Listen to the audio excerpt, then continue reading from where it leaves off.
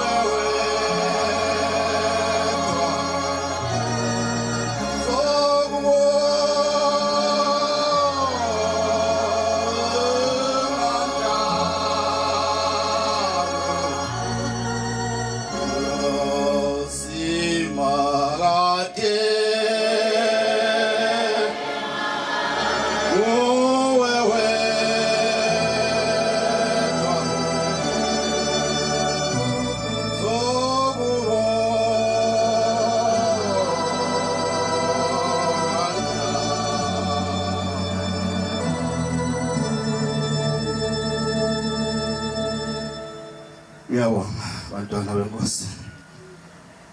Izinyanga zezulu bakhethwa abakhethwa ubungcwele. Sekule ndaba enkulu kaShembe angixolise kuqala. Encwadi ebefundwa inevesi elithi mdumiseni uJehova ngemithetho yakhe alobelana uJehova ngenceku yakhe uMoses ukuze udumisa kwenu kwamukeleke kuThixo emkhosi. Lithi lesine lithi uma ningamdumisi ngemithetho yakhe akayi kuyamukela imithandazo yenu akasoza nehlisela nezibusiso uma ningelalela imithetho yakhe neyigcina. Sinenselelo lapho bantwana benkosi ekuthini ukuthi njengoba selapha namhlanje sizocela izibusiso kuShembe unyazi lwezulu uNkulunkulu wethu. Amen. Kodwa ke sidlulileni kuleli vesi. Mhlamba kaselifunde. Angilekelela ngafuna umthandazo wesabatho uverse 3 uyoma uverse 5. Ngoba abantwana benkosi kufanele sicobelelana ukuthi lento kaShembe iphathwa kanjani. Lesi sibusiso sesihlangazele sonke sifuna kanjani kumnikazi waso. Besabeni uJehova zizukulwana ngezizukulwana. Yeah. Nigcine imithetho yakhe anilobele yona uJehova ngenceku yakhe uMoses. Sithunyiwe ke bantwana benkosi kuba kuloko kwesaba kwethu uJehova kodwa kufanele sigcine imithetho yakhe amba nayo. Ukuze ukudumisa kwenu kwamukeleke kuThixo wemkhosi. Angithi inhloso yethu njengoba silapha siyafisa uNkulunkulu ke ngibona noma siphambi kwakhe siyoyibika. Ilo nalo ufisa ukuba ngathi ungafika yena phambi komnikazi akhulume naye. Nalapho abantwana benkosi lithi kuze kwamukeleke ukudumisa kwethu hamba naye. Ngokuba uma ningamdumisi ngemithetho yakhe akaye kuyamukela imithandazo yenu. Akasoze anehlisela izibusiso uma ningayilaleli imithetho yakhe nigcine. Isiningi yomntaka mkhulu inkosi ebusisa. Inkosi ngizawukhuluma insizwa zezulu ngathi ngoba nami nginjalo namhlanje. Inkosi nyanga yezulu ithi leli bheshu engilifuna insizweni ngesawadi ungathanda ulibhenca ngizakulifuna lapha ngilifune nakwenizayo. Lolu suku namhlanje sifana ngabe sikudula amankonyane sonke kuyaluza injobo ayibonga Nkosi. Siqala phela bantwana benkosi ukufuna isibusiso sitholwa ngokugcina imithetho yakhe. Ngenye imini kwafika insizwa ngisekulungene emkhambathini eyomshumayeli bathi umkhize wayethi uqhamuka ngapha ngezazi kodwa kuba kwaSayimani wayesedlula ke kulungene uthi mayiningezwe ithuba uthi ngenye ilanga basoka ngakubo beye enkonzweni bezowela umfula la izulu ebusuku abanye behambe ngayizola abanye bathi bazahamba ngakusasa base bevuka ke bona bazahamba ngakusasa belandela sebehambile uma bewela umfula bejaha enkonzweni inkonzo singene bahlangana nensizwa yangakubo le kade bezohamba naye ehamba ngayizolo bahlangana nayo yona isibuya abazi bakhuluma nayo indaba ende kodwa babuza nje umbuzo uthi hawu sathi jaha enkonzweni wena waye uphinde emuva banganaka impendulo yayo base beqhubeka behamba uma befika bayangena ethempelini inkonzo singene naye lensizwe incike ngesihlahla ilele idla ubuthongo bathi lo muntu behlangana naye lapha nangu nje na ilaba aqala khona ukubona ukuthi hayi bese ngahlangane naye inyama yakhe kodwa behlangana nomphefumulo wakhe ngoba njengoba belele ezulwini usekhishiwe esontweni ukuthi akayakho lelisa bathi alibhaliwe kulo ngoba ulele yathi mayikhuluma le ndaba lesizwe ngithi uyazi ke kube khona isabatha eqondana nokuthi ku-23 kade ungena ngayizolo ebese mhlawumbe obaba bawudonse kakhulu u-23 kuze kushaye ubonke sekulunye usuku uthi avuke ethempeleni iphathe inkonzo ubusuku kanti izophatha inkonzo kanti wena uhlele endaweni ohlezi kahle kuyo mawahlala kahle uyafika ukuthonga bafika ngisemsebenzini ngiyopharetha umshini onomsindo ngalendlela ngezwe into zabelungisa usho ukuthi sengiyigcwalise ngokweqina ngathi kanti ubuthongo besiqhaga kanje ukwazi ukufica ngisho kusemsindweni ngisho ukuthi lensizwa abantwana benkosi yaliwe ezulwini ngokulala nje yakhishwa kulelo sabatalaze labhalwa kuyo asathi uma yaphinda yabuyela ngenye ilanga kuthiwa kukhona umama owathi izubekile eparadise ishadelwa izinsizwa kwakhona umama wathokoza kakhulu ngoba ebona indodakazi yakhe namhla isiyashada uthiwa eseyibuza engomahlombe ukuthi lo mama wasethokoza kangaka wakwabani bamusho thana imbiza se mama wathokoza kangaka baba ngithokozwa ukuthi inkosazana nami zigcine yaze yafika lapha wathi kunjalo nkosikazi yebo baba kodwa amathe omfana lawe agcwele kuyona ehlathini zowasusa ngani waqala wathumala lo mama ngoba bengakwazi lokho noma amakhosazana ayazi ukuthi izulu lonina lisezandleni zabo moya inkosazana nje yazi ukuthi ma uNkulunkulu ukhethe kuleli bandla umnyango noma ukhe ukuvula izulu likama wakho ukuwena ngisho lokho ngoba silapha eTafankobo ngoba unyaka usuku ubaba ngiyasikhohle isibongo sakodwa uthi wakwasebenza eParliament wayixoxa nje indaba yakhe ngiyi kule Parliament ke ngiye endabeni kama wakhe nengane yakhe uthi uma wakhe wathi mayedlula kulelizwe wafika waxoshwa umndeni wathi umndeni wena nkosikazi awukwazi ukuhlala lapha sakukhetha ukuba wena uzosiphathela ubungcwele kodwa uzofika lapha namhlanje ayikho ingane inkosazana owayikhipha ngenazo elihlaza ngakho umsebenzi wehlule sasukhethelwa angazi ingcanga zenkosi sibangako susehlula ngoba iningi lethu uma iyodwa kwezishumi usuke kukuningi ingane la ekulandelayo zihamba nje ibanga ezinye lithi zifika la iqala khona ukuhlakanipha bese ziyanyomuka esontweni ekade zidlala ngayo inkonzo uzizwe mayidlala zimemeza esontweni sezinganisa inkonzo egcekeni ujabule ukuthi bayangilandela la kanti ulandela abantu abazophephuka njenge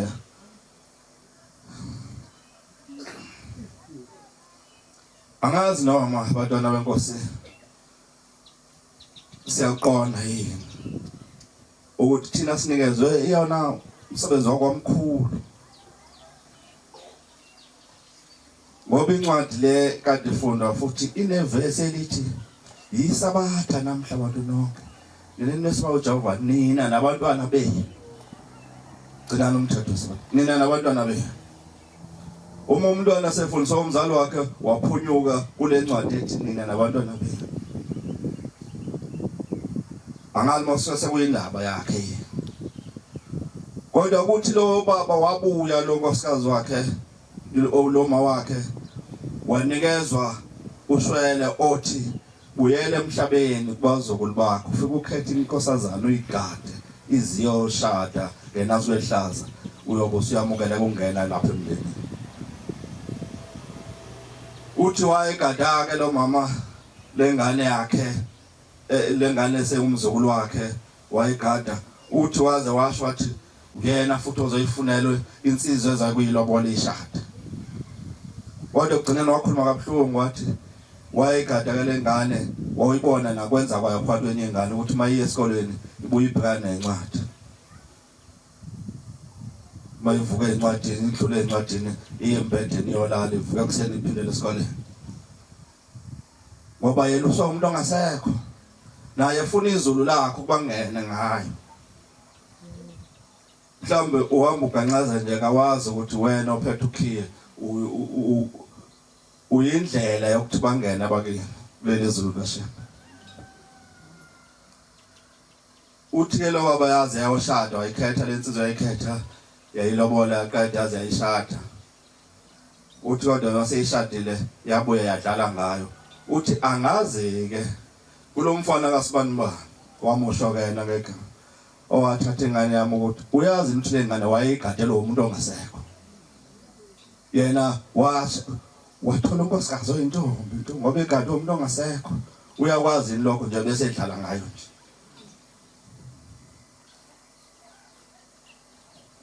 lapha ingcenga zezulu asifunisele sezulwini futhi kufuna lokwenza kwethu kufana nezulu uhluke nje kakhulu nomhlaba uyazi ngomnye unyaka angazi izinto zalapha ekhaya eManazaretha zikaze ukudukela phambi kwakho nje ukudukela umangalo uthi izolo bekuthiwa namhlanje kwenzeka sasa bizwa lapho kukhanyene abagcotshwa kodwa wayekhuluma kwakuba umfundisi maphumulo wasePhumelelweni eFuleni ethi lelizwe lonke belibizwa ngembombolo ngokwenkolo eNazaretha uthi ke ngiyanibiza badwana bakwethu ukuba sizowelulekana sikhuzane lento eniyenzayo hayi kasibange siyibone akuyona yana ekhaya uthi ukubona emngcwabeni abantu bephethe baze baphethe amahawu beyogida khona ushaye nesigubhu uthi kodwa thina yasilule inkosi langa yathi make nashaya isigubhu esifeni sothi mase sifuna ukushaya lesi sigubhu sihlaba omunye phakathi kwenu wase sifuna ukushaya wabe seshela ngisho ingoma ezifanele lolu suku lwesifo ezihambisana nesililo nomthandazo walo muntu osuke ehambele emhlabeni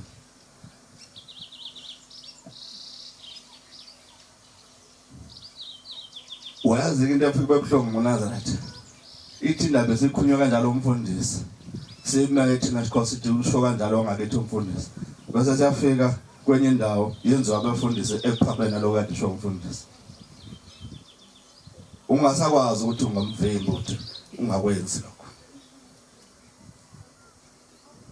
uke kwamanyazelwa angisazi imuphi unyaka noma yilo phele noma yilo eKenani kwathi akuma ukugida emngcwabeni kodwa sibonile nakwindaba esingekho kuzo sesibona ukugidwa la kuma video lawa yayashoda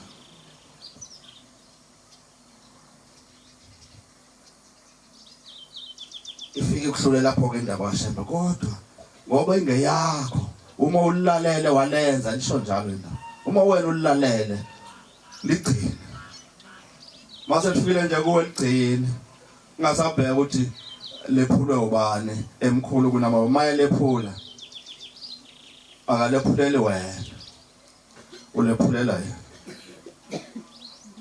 ngomnye unyaka ayingomasho sizenkonzo nesabatha yala iphuma khona inkonzo waqhamuka izingane zamantombazana asekhulile kodwa ayintethelele ethwele ingane ngengubo afika ibeka lapha sembelebeleni ayibeka phansi athi mayibeka wabona ukuthi labantu babeka isidumbu lo muntu akasekho noma uqulekile ngalo mnyaka umfundisi uGumede wayese umshumayeli bambamba bamthandazela ayekwa bona ukuthi akuvukeke kulo muntu bagcina ke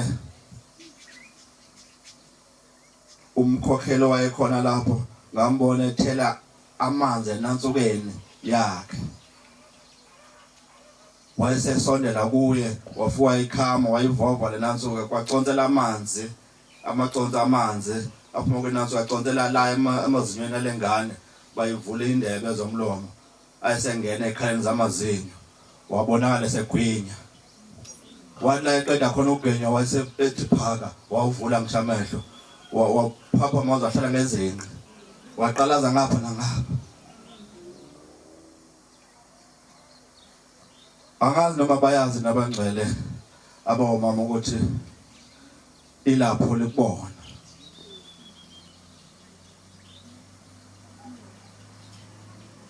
waqalaza ngapha nangapha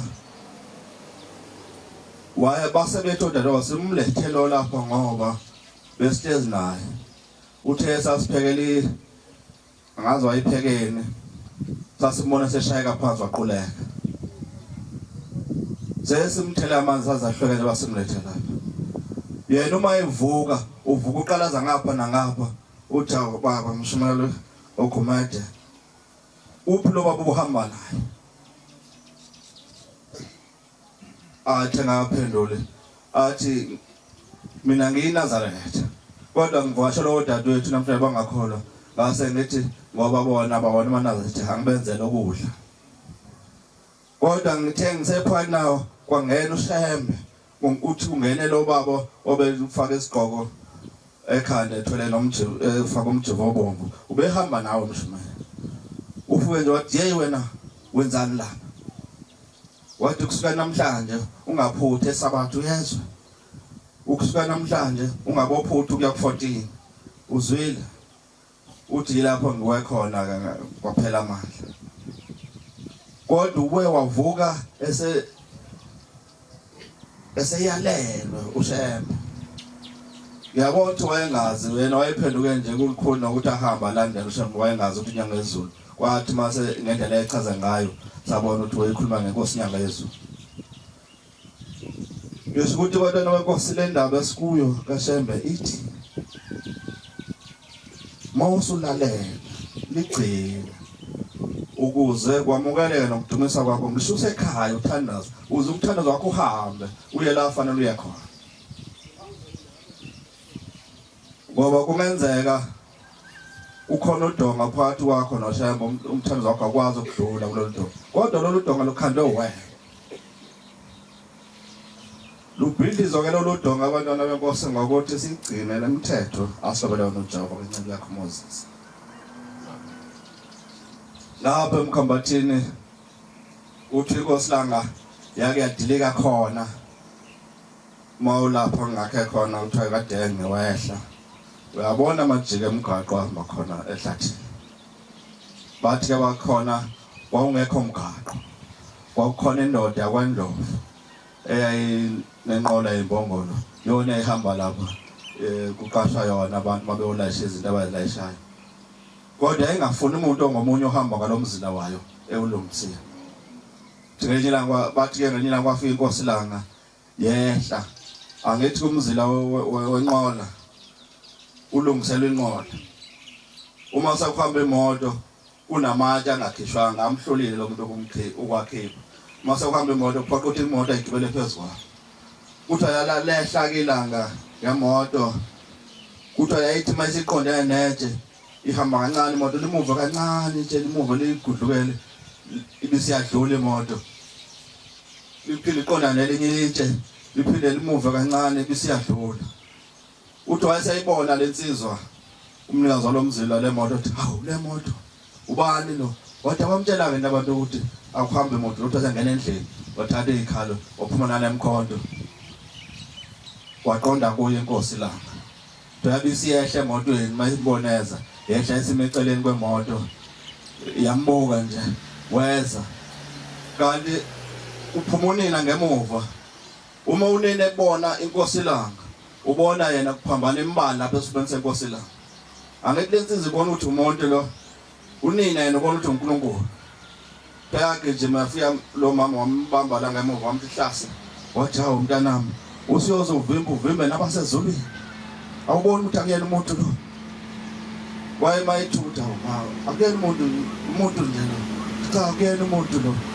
bambambo nena ngokuthi ke abantu abadala babe mhlonipha umuntu omzalayo uma sethi cha noma ngakuthana kangakanani awusakwenza hayi namhlanje uma ukuthi cha akwenziwa lokho besiphuma ngaphi uyokwenza yayisithobela unina lensizwe yabuyela endlini yadlula inkosi langa uthe yabisithi mayifika ekulongene okudala lapha eBhobononi yayisithi sivinjwa abantu ngemizidlana yabo nje abelungu bazovula umgwaqo la yayisikhomba lapho kulawa majika kwaDenga bathi ababekhona leso sikhathi bamangali bathi awubaba usebuyakhuluma ingane wami uyobulapha umgwaqo kulamatshe nakulamahlathi namhlanje kwehliwa kuwo lo mgwaqo wawushwa inkosi la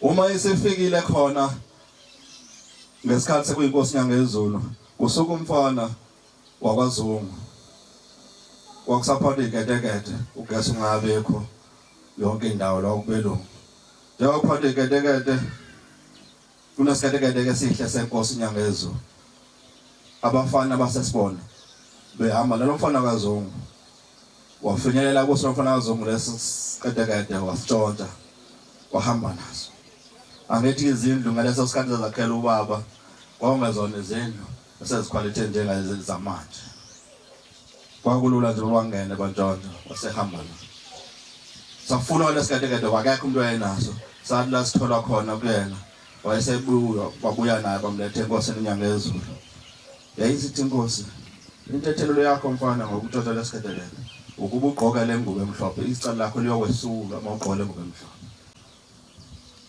wayiqoka inswana zembala yamhlula wayeka wahamba washona engenzilela ukuthi emhlabeni ngoba awazange usigcine isifungo necala lakhe inhlawulo yecala lakhe emehlule kodwa uthe sehambile wabuya wenza kumshana wakhe ingane kadadewabo ezalelwe ekhaya wayesethi mfana ngona ekuphakameni ngagwejwa sangihlukula isigwebo ngakho namhlanje ngizocela wena oba lengubo emhlophe yangihlula ungigqokele yona uma ungigqokele yona kahle lengubo awuyokuswela lutho into efuna yoba nayo ngempela lo nsizwe igama lakhe kuthiwa Melosi ihamba ngemoto ye7 seat le egqokele ingubo igqokele unina lo la isebenza khona ihamba ekuseni uthi yabona nje ungashaya namadini sikhona la xa lo muntu usebenza kanjani athi hayi sengiqedwe umsebenzi sezozenzela ezakhe izinto ngoba wavuma wathetha icala likanina lo ngakho ke ingane mayizalelwe ekhaya konina ayingayihluphi ngokuthi hayi mina ngifuna isibongo sika baba noma engenzelele lutho mawuzole ekhaya umuntu ngokwasekhaya komama nje ngokusemthethweni futhi nesiko lenzayo liyamukeleka alikulimaza alikukhulisa